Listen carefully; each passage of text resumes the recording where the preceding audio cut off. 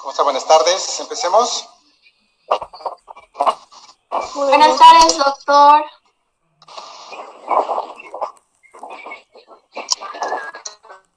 A ver, ¿quién me da una idea en qué nos quedamos en la anterior clase? Buenas tardes, doctor.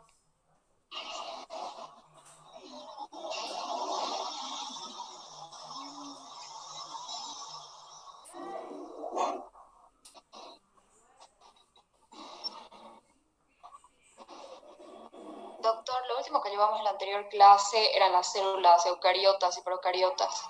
Clasificación de las células, doctor. Clasificación de las células. ¿Hablamos de qué tipo de células? Eucariotas y procariotas. Eucariotas y procariotas, perfecto. Bueno, ahora, ¿alguien se acuerda de qué son las células eucariotas? ¿Alguien tiene una idea? ¿Qué entendemos por célula eucariota? Que son mucho más avanzadas que las procariotas y que no son primitivas. ¿Dónde encontramos células eucariotas? Hay vegetal y animal. En vegetales y animales. ¿Y las células procariotas cómo se agrupan? Es algo importante conocer porque es una de las diferencias fundamentales. ¿En colonias, doctor? En colonias, exacto. Las células procariotas, al no tener las capacidades de generar estructuras complejas, se agrupan en colonias. Mientras que las células eucariotas generan estructuras más complejas que son los tejidos. Perfecto. Permítame que cargue una diapositiva y estoy. Les dejé un video para que ustedes puedan de alguna manera mejorar sus láminas. Me gustaría que ustedes apliquen lo que está en el video.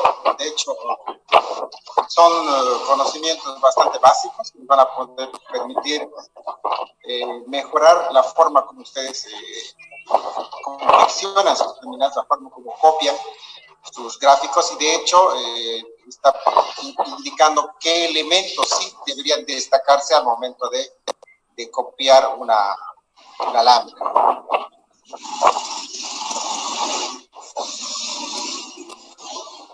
Permítame 30 segundos. Chicos, ¿pueden apagar por favor sus micrófonos? Se escucha re mal, por favor. Haga eso mientras empecemos. Luis, Wilfredo. Luis, micrófono. Por favor.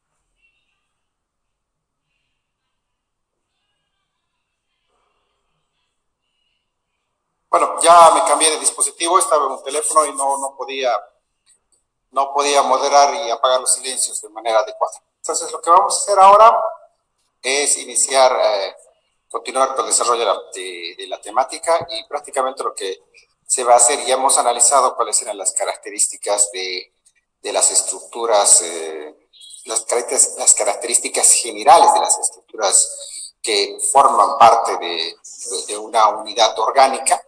Y de hecho hemos visto varias variantes de estos elementos, hemos tratado de definir cuáles son los componentes que tienen cada uno de estos elementos estructurales organizados.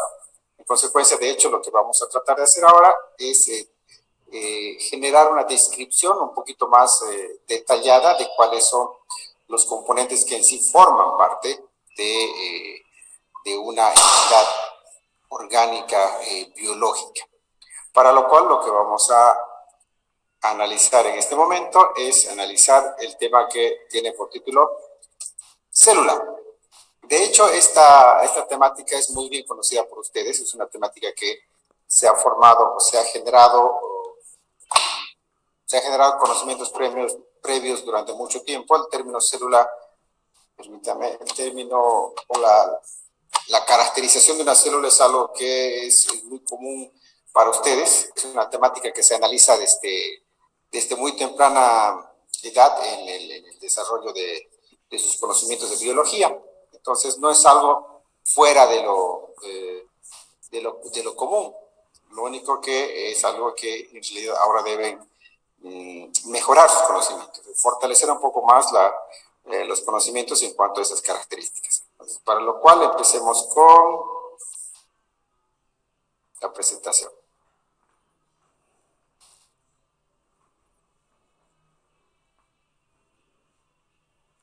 Cuando hablamos de célula, de hecho, ya habíamos definido con ustedes que la célula es una unidad.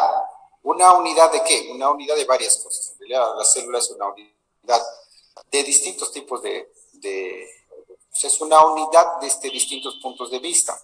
Puedo considerar que la célula es una unidad estructural, es una unidad fisiológica, es una unidad anatómica, ¿sí? Como se quisiera analizar la estructura. De hecho, la definición de célula se trata de sumar todos estos elementos y decir que la célula es una estructura única, es una estructura individual que tiene características autónomas, quiere decir que estructuralmente, anatómicamente, fisiológicamente, tiene las características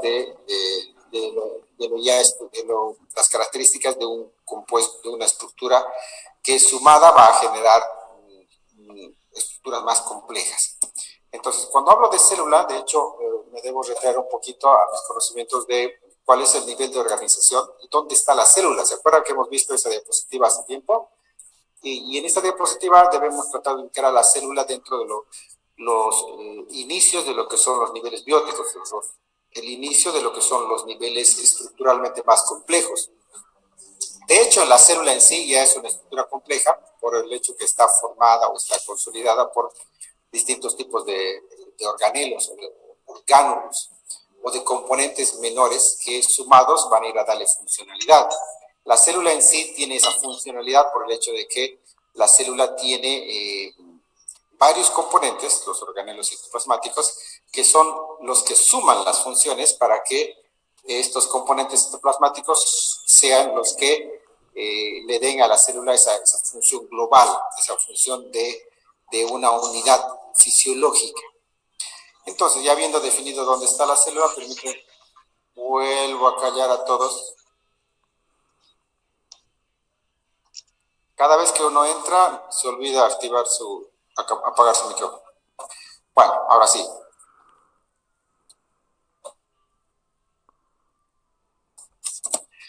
Entonces, ya habíamos definido que las estructuras celulares, de hecho, están diferenciadas en dos grandes grupos.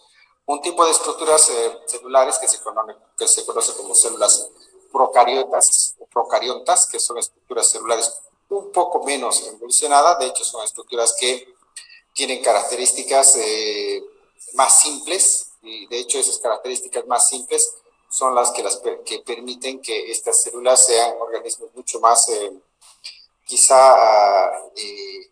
más fuertes, porque si no están sujetos a cambios o no requieren ciertas características especiales o particulares para poder sobrevivir. Es por eso que uno de los ejemplos de las células procariotas son las bacterias, que como tal las bacterias tienen ciertas características que las hacen muy resistentes en varios medios. De hecho, esa singularidad hace que también tengan características que sean o porciones de su eslabón biológico que sean más delicadas, ¿no? De hecho, por ejemplo, las bacterias son susceptibles a los medios básicos, ¿no? Viven muy bien en medios ácidos, pero son susceptibles a lo que son los medios básicos. Y por otro lado tenemos las células eucariotas, ¿sí? O células eucariotas que de hecho son células un poco más complejas en varios sentidos, complejas en su estructura organizacional, o sea, de hecho que dentro de la misma estructura de la célula se puede contemplar que las células tienen componentes mayores que las células procariotas y de hecho al mismo tiempo pueden generar estructuras mucho más grandes. ¿Qué quiere decir? Pueden generar estructuras que estén vinculadas o pueden generar estructuras que lleguen a formar organismos mucho mayores. Como decía su compañera hace un momento, las células eucariotas de hecho generan tejidos y esos tejidos generan órganos y los órganos generan aparatos y sistemas, ¿no? Y esto a su vez genera lo que se conoce como un organismo vital. Entonces, es importante conocer estas diferencias que son fundamentales al momento de tratar de diferenciar los dos grandes grupos de estructuras celulares.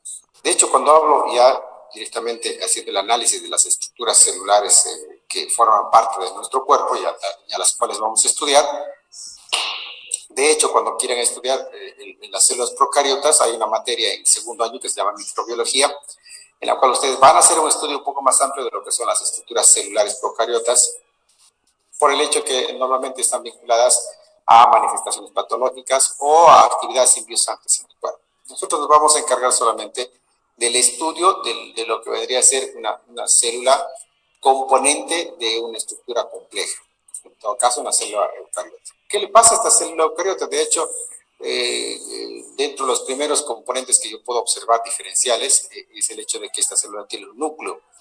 El núcleo que viene a ser una parte central muy definida, que es la que tiene el contenido cromosómico.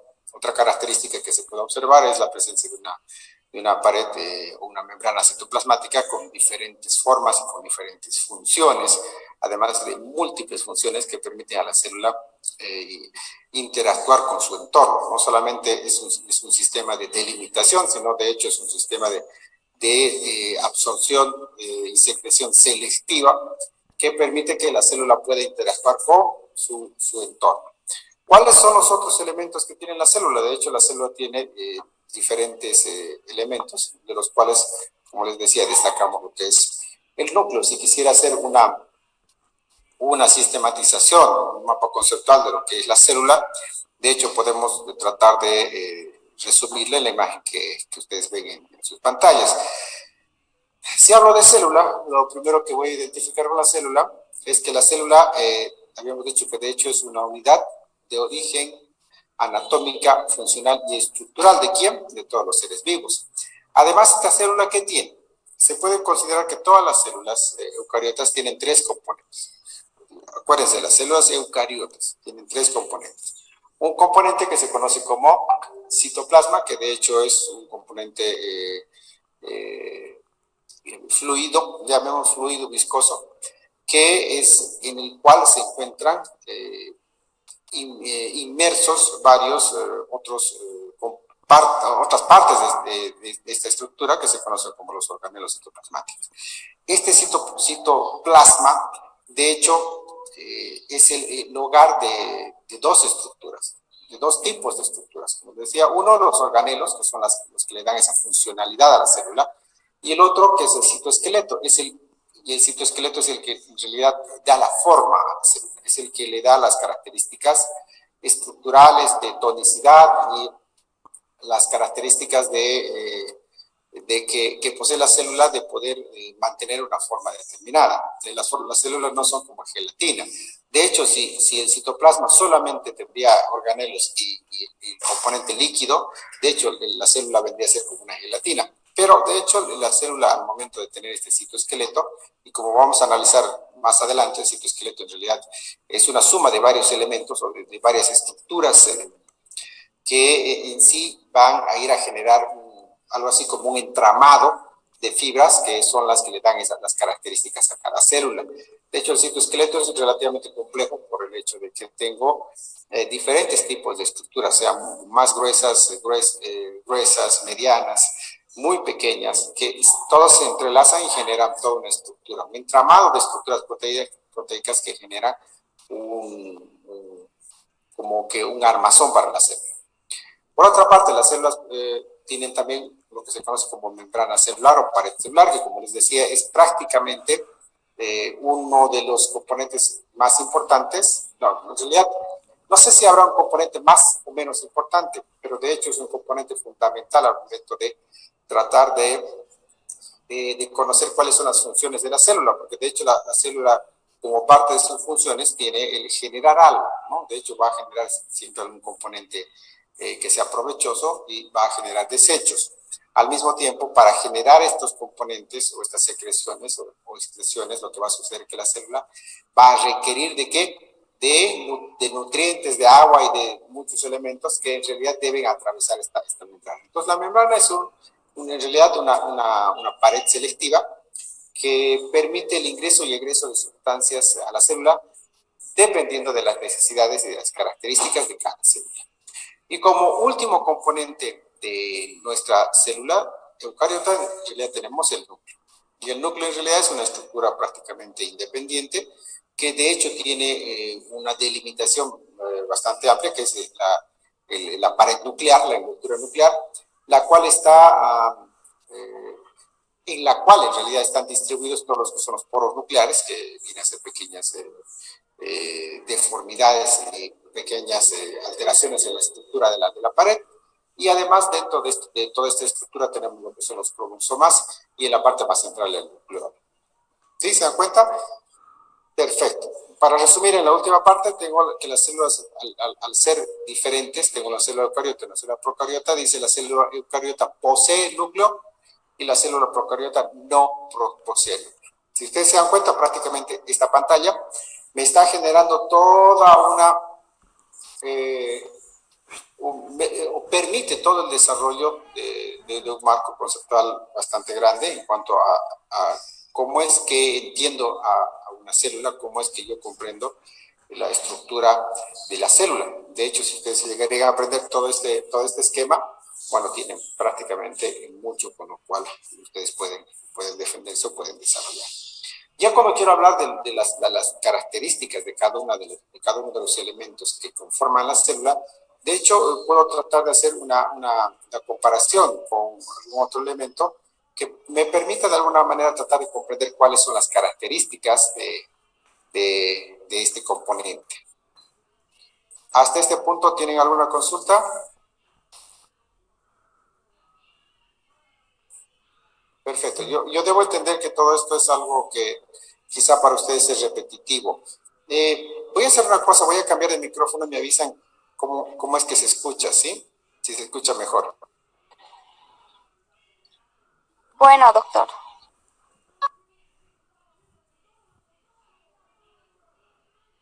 No lo escuchamos, doctor. Sí, ya me di cuenta, por eso cambié el micrófono anterior. Estaba probando un nuevo micrófono. Entonces, cuando quiero hacer una comparación de cuáles son las características de la célula, de hecho se puede comparar a la célula con una fábrica. ¿Y por qué con una fábrica? Porque de hecho la célula es una fábrica de varias estructuras, dependiendo del tipo de celular, y de hecho tiene quizá las mismas características que yo puedo observar en una fábrica. Entonces vamos a hacer una analogía para tratar de comprender de alguna manera las características funcionales, sobre todo, de los componentes que forman parte de la célula. Entonces empecemos por por el que quizás se considera el que genera una organización estructural. Hablamos de lo que es el núcleo. El núcleo en realidad viene a ser como el centro de comando de una fábrica, como el centro de control de una fábrica, donde se vigila, donde se determina cuáles son las necesidades y las actividades que la célula requiere. Entonces, el núcleo como porción central viene a ser prácticamente el que delimita las actividades de la célula, organizando todas estas actividades de acuerdo a necesidad. Entonces, núcleo igual a centro de control. Cuando hablamos de la mitocondria, la mitocondria es en realidad la que está vinculada con la energía, y esto es algo que es fácil de aprender. O sea, la mitocondria siempre está vinculada con la energía. La actividad que tiene la mitocondria en realidad lo que genera es energía, o sea, genera un residual de energía que es aprovechado por la célula. Entonces, de hecho, la mitocondria, comparando con una fábrica, sería como que el centro generador de energía, llámese un horno, llámese el centro de procesamiento de energía, sea cual fuera. Es la que le da energía a la célula, planta de energía de la célula. Cuando hablamos de los cloroplastos, en realidad, los cloroplastos evidentemente son estructuras que solamente se encuentran en las células vegetales. ¿Sí? De hecho, los cloroplastos son los que le dan esa característica verde a las células vegetales. Y estos cloroplastos, de hecho, tienen una función muy parecida a lo que es las mitocondrias. De hecho, son estructuras que están vinculadas con la síntesis de energía.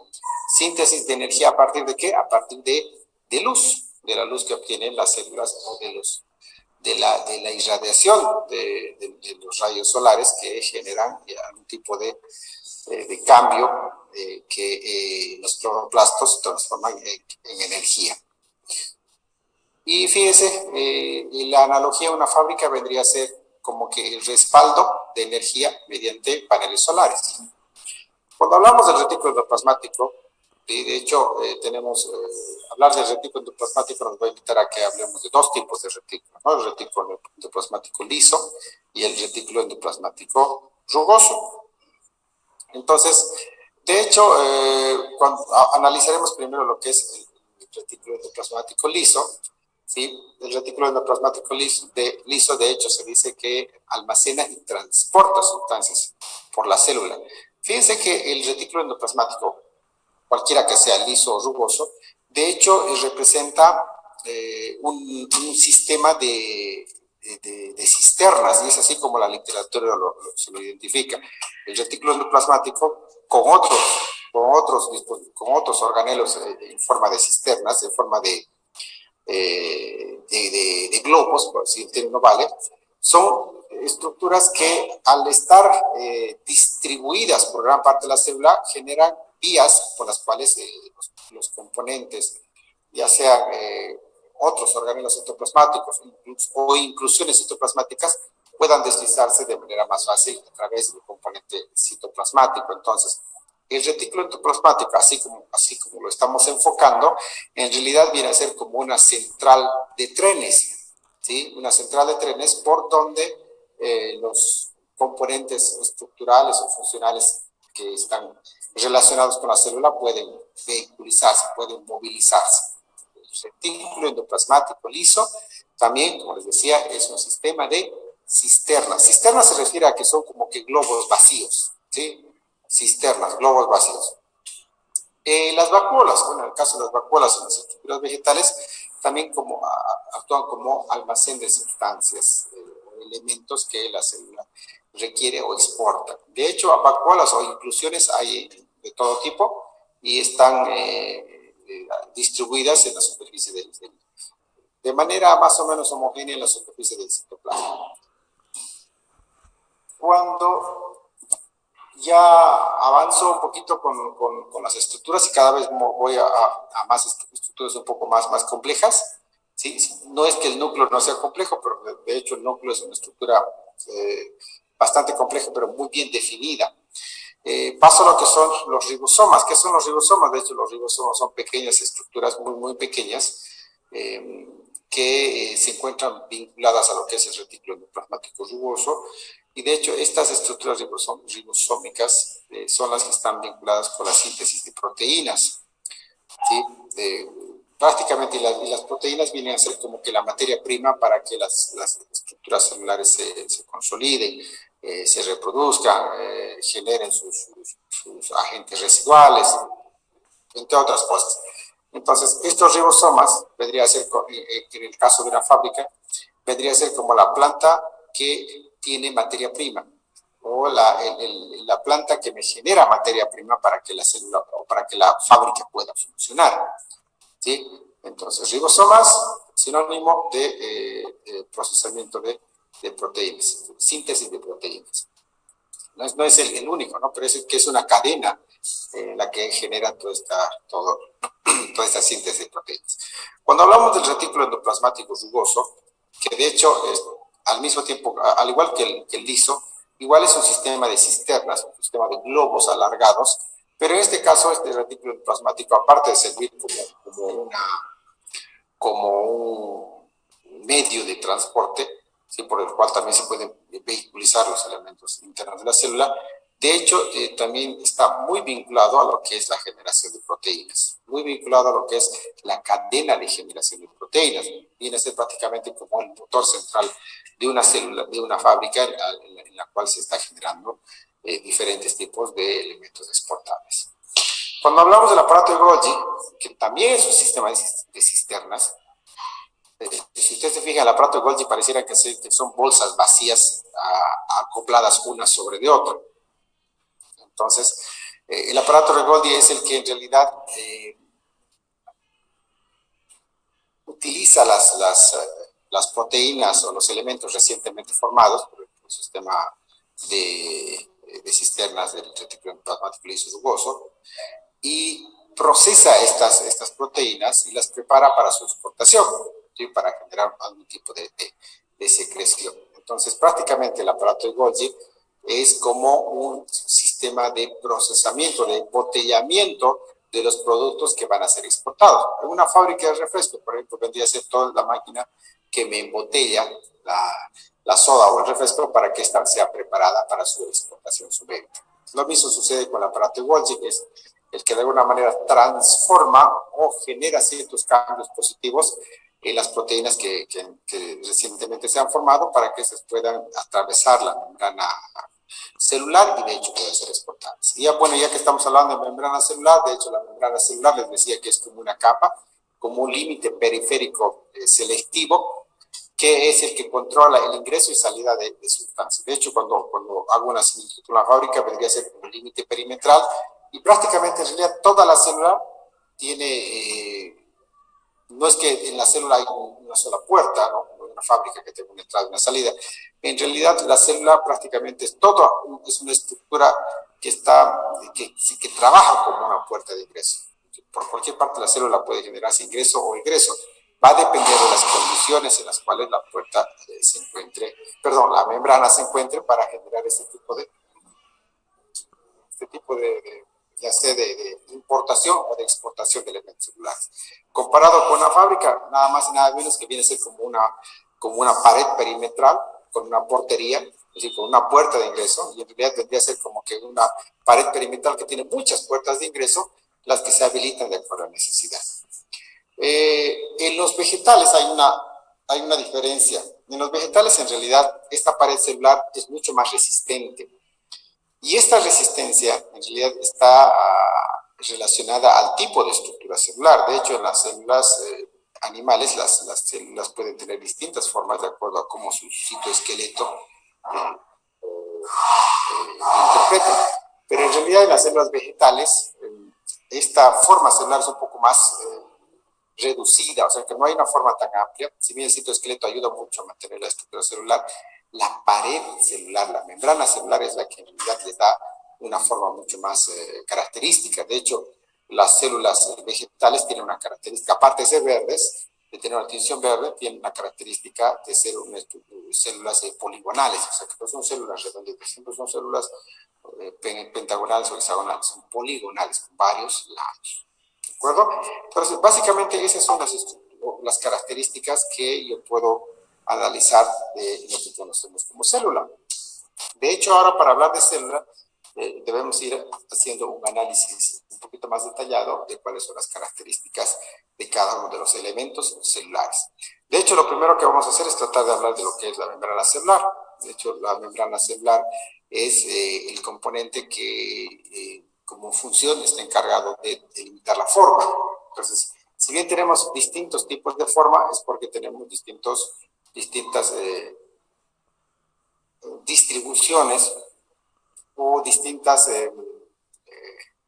adecuaciones de la membrana a la necesidad y lo que le dan la forma característica, ¿no? Entonces, por ejemplo, si yo tengo una estructura como una neurona, ¿sí? De hecho que esta requiere comunicarse con sus estructuras similares en muchos puntos, entonces, de hecho por eso la estructura celular se torna así, estrellada, muy diferente a la pared celular que tiene una membrana, perdón, la pared celular que tiene una célula muscular, que de hecho está caracterizada por la facilidad que tiene de estirarse y de contraerse. Entonces, la pared celular, la membrana celular, también tiene esas características, que tiene una facilidad de generar cierto tipo de tensión en un solo lado o de un solo eje de su estructura. ¿De acuerdo? Entonces, la membrana celular, aparte de ser una pared, una puerta de entrada selectiva, también es el encargado de que le da la forma a la célula, además de darle una ligera cantidad de rigidez. Hablar de membrana es complejo. Hablar de membrana es hablar de una estructura de tricapa, una estructura tipo sándwich, la cual por las características mismas de esta estructura permite que se realicen intercambios de elementos desde la parte exterior a la parte interior y viceversa, pero elementos que van atravesando la pared celular generando ciertos cambios, incluso cambiando estructuralmente. O sea, no hay ningún elemento que de hecho pase a la pared de manera íntegra, siempre hay un cambio de estructura cuando hay este intercambio de elementos de fuera adentro o de fuera o de dentro para afuera. Cuando quiero hablar de cuáles son, cuál vendría a ser más o menos un resumen de los componentes de una membrana celular, entonces fíjense con lo que contamos. De hecho, lo que puedo indicar es que la membrana celular, de hecho, podría indicar qué es, ¿no? Para tratar de identificar sus características. De hecho, la membrana celular es una estructura, ¿sí? Es un elemento anatómico, es un componente estructural de la célula, ¿sí? Que de hecho está formado por un tipo por un componente de 3 capas, ¿sí? 2 capas bilipídicas, 2 capas lipídicas, o sea, las dos de afuera son capas lipídicas, y una capa proteica interior. El tamaño no nos interesa mucho porque de hecho hay una variabilidad muy grande. Sí, la función de la membrana celular define sus límites y constituye y contribuye a mantener el equilibrio entre el exterior e interior. De hecho, cuando tengo estructuras o elementos extracelulares muy diferentes a los elementos intracelulares, siempre va a generar un desequilibrio y va a perder el que tenga las menores condiciones. De hecho, posiblemente si afuera está todo muy ácido, la membrana celular tiende a nivelar esta acidez, y lo que va a generar es que la célula también se torne ácida, ya no sé que hay muchas células.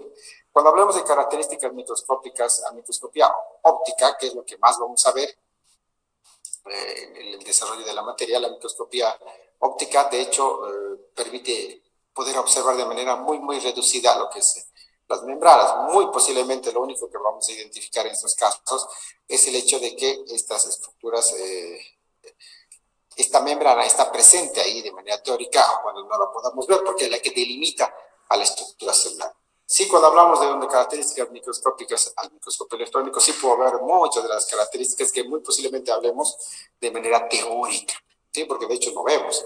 Lo que más se ve y lo que es más práctico analizar es la microscopía óptica, la microscopía de luz, que es la que nos va a permitir observar ciertos elementos. No todo, ¿no? Como les decía, de hecho la membrana celular no se la ve.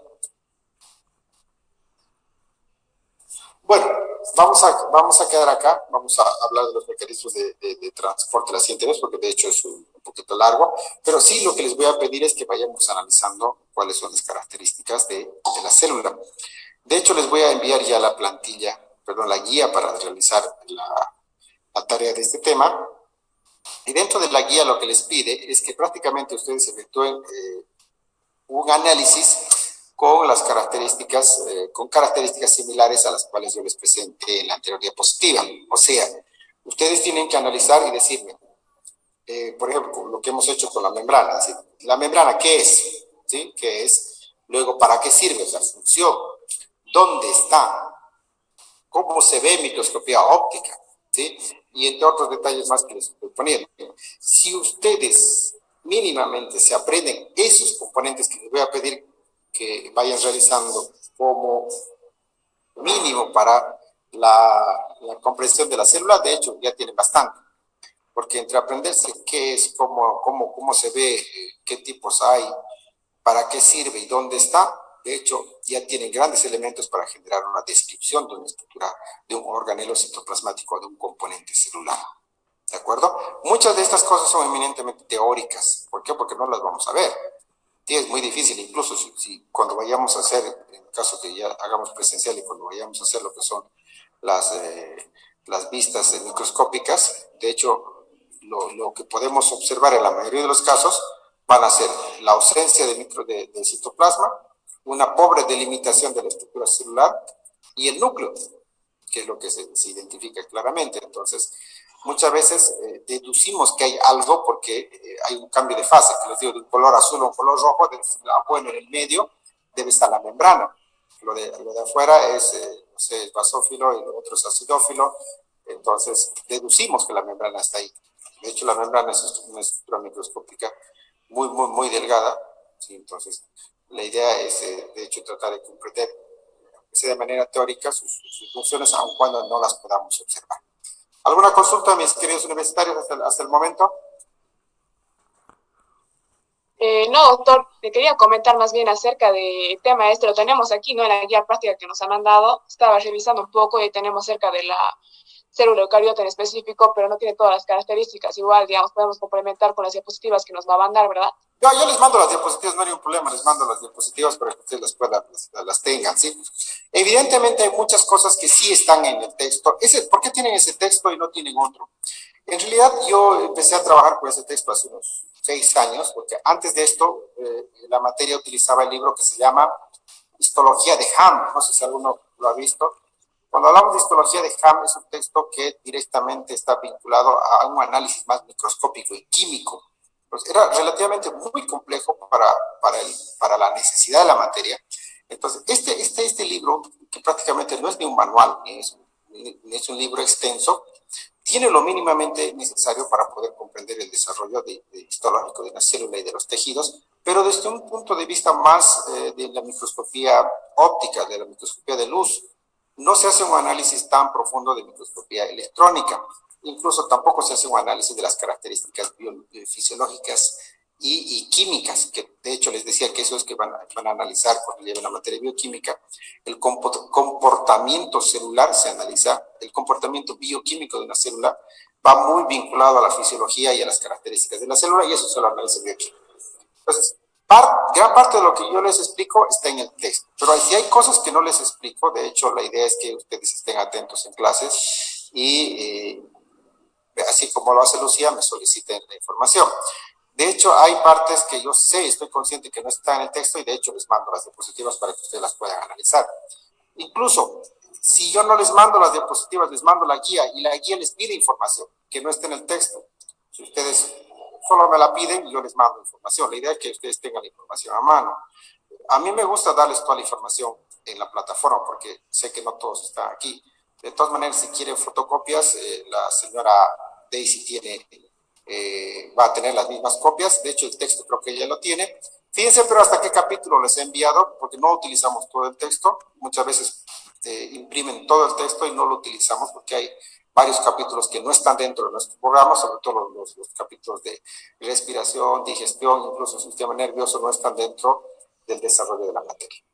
¿De acuerdo? Entonces, sin más ni menos, los dejo para que continúen con sus materias. Ayer me han retado que ha avanzado mucho y que dedique a la materia de histología del otro grupo. ¿Alguna consulta? Doctor, disculpe, la guía que nos dejó en Moodle, ¿tenemos que ir haciéndola? Sí, evidentemente tienen que ir trabajando, porque de hecho fíjense que la guía de que ya les dejé en Moodle es del tema 1, ¿sí? Ya estamos en tema 2. Entonces, lo que sucede es que ya el tema 1, voy a verificar eso ahorita, ya el tema 1 ustedes lo van a tener que evaluar. Ustedes tienen evaluación los días lunes, ¿no es cierto? De histología.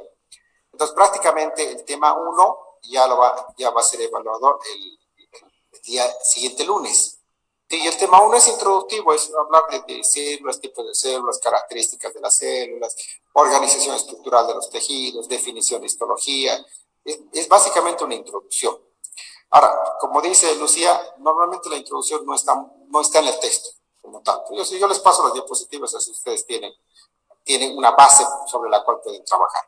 Además, la guía les está dando ciertas pautas, lo que sí requiero que ustedes aprendan. ¿Sí?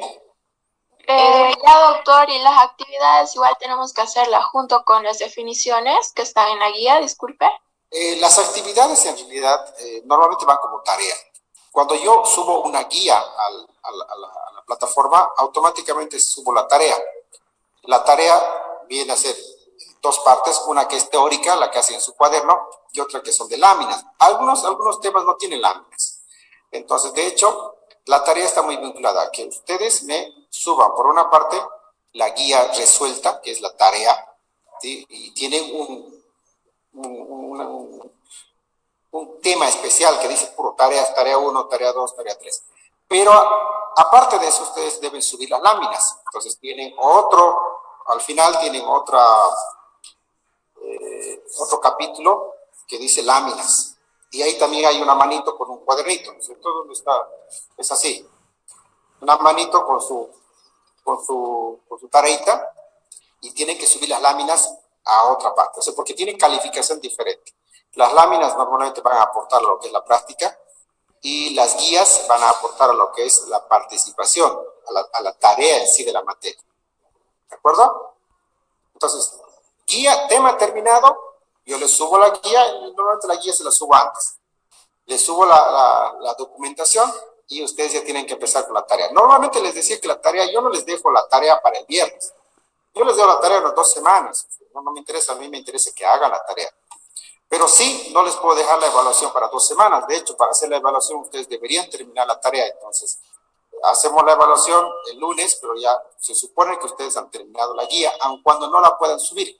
¿Por qué les doy más tiempo? Porque muchos me decían el año pasado que por problemas de red no pudieron cumplir la fecha. Sí, entonces, si yo les doy 2 semanas, bueno, de hecho ya sería el colmo que no puedan cumplir el hecho de subir la tarea, porque de hecho en 2 semanas pueden subirlas en cualquier momento. Si esperan el último momento, de hecho, siempre va a haber problemas de red, que se satura y todo lo demás. Incluso si ustedes suben la tarea a destiempo, el sistema me dice, esta tarea fue enviada 2 segundos después, 1 hora después. Muchas veces tengo universitarios que por alguna razón han abandonado la materia y vuelven a trabajar con las tareas, y me dice el sistema, este universitario ha subido su tarea con 100 días de retraso. Perfecto, yo lo voy a calificar, algo por lo menos lo voy a calificar. La idea es que ustedes suban la tarea. Si la suben en tiempo, evidentemente tiene una calificación un poquito más alta. Ahora sí estamos a tiempo, nos vemos la siguiente semana, por favor estén atentos. El día lunes ya tienen evaluación. Sí, no se olviden. La evaluación habíamos quedado, creo que es a las 2 de la tarde, para que tengan un poquito más de red. Normalmente a partir de las 3 la red empieza a caer, y lo que pasa es que a partir de las 3 empiezan a trabajar en las oficinas, o hay otras materias que están pasando clases, entonces se satura el servidor de la universidad más que a veces su plataforma. Perfecto, entonces nos vemos. Doctor, disculpe, para las evaluaciones de histología, si no estoy mal, creo que son los martes a las 3:30. ¿A martes? No hay problema. Ajá. El día que esté designado en la guía que les he entregado al principio. No se preocupe, pensé que era lunes, no se preocupe. Si es Doctor, una pregunta. ¿Las láminas tenemos que hacerlas en el álbum o en la segunda carátula del cuaderno? Las láminas es en el álbum. Ah, ya, gracias. Las láminas en el álbum, porque de hecho es una hoja blanca. Si ustedes se fijan en el video, les puse, bueno, y creo que les puse también los márgenes y todo lo demás. De hecho, las láminas tienen que hacerse en una hoja que sea blanca, no puede ser una hoja cuadriculada. Esos son los requisitos que normalmente se da. Creo que eso no puse, que tienen que ser hojas blancas, no cuadriculadas para la lámina, porque copiar histología de hecho requiere de detalle y requiere una hoja blanca. Y para eso es del álbum. Doctor, disculpe, una pregunta. Diga. Disculpe, en las actividades, bueno, en una de ellas dice describir niveles de organización celular y de los tejidos. ¿Eso tenemos que incluirlo en las láminas o tenemos que escribirlo después de definiciones en la guía? Y dice describir, es describir. Si dice graficar, haces una gráfica en el cuaderno. En la guía te dice, la segunda parte dice láminas, todo lo que tienes que hacer al cuaderno. Lo que está en la parte de actividades va al cuaderno, aun cuando te diga graficar, dibujar, va al cuaderno. Entonces, esa descripción es lo que yo les he dado en clase con dibujitos. Ustedes pueden hacerlo así como mapa conceptual, como hemos trabajado hoy día la célula, con un mapa conceptual, ¿sí? un diagrama de flujo. Sí, puede hacer lo mismo, ¿no? La organización estructural que prácticamente es una cosita lleva a la otra y la otra y cada vez más compleja, más compleja. Es nada más y nada más que eso. La descripción puede ser netamente teórica, como puede ser una descripción de maneras resumida, de manera bastante concreta, como lo hace un diagrama de flujo. Eso depende mucho de cómo ustedes quieran trabajar la idea. Ahora, si ustedes quieren hacer una descripción textual, de hecho, voy a hacer una descripción bastante amplia, ¿se dan cuenta? No sé, describir todos los niveles de organización me va a llevar 2 hojas. Pero puedo hacerle una sola hoja haciendo un mapa conceptual, un diagrama de flujo que me va a generar más conocimiento para mí. ¿Sí? Ahora sí. Sí, doctor, gracias. ¿Alguien más? Doctor, una consulta. ¿Cuándo va a subir el espacio, o sea, para que nosotros podamos subir a la plataforma tanto las guías o las láminas? Perdón, no te escuché. ¿Cuándo va a subir el espacio en la plataforma para que nosotros podamos subir las imágenes de las guías o las láminas? Ya te entendí. Ahora, no, lo que pasa es que no está habilitada la tarea. Permíteme un segundito, ahorita entro a mi plataforma. Si no está habilitada, ahorita les habilito.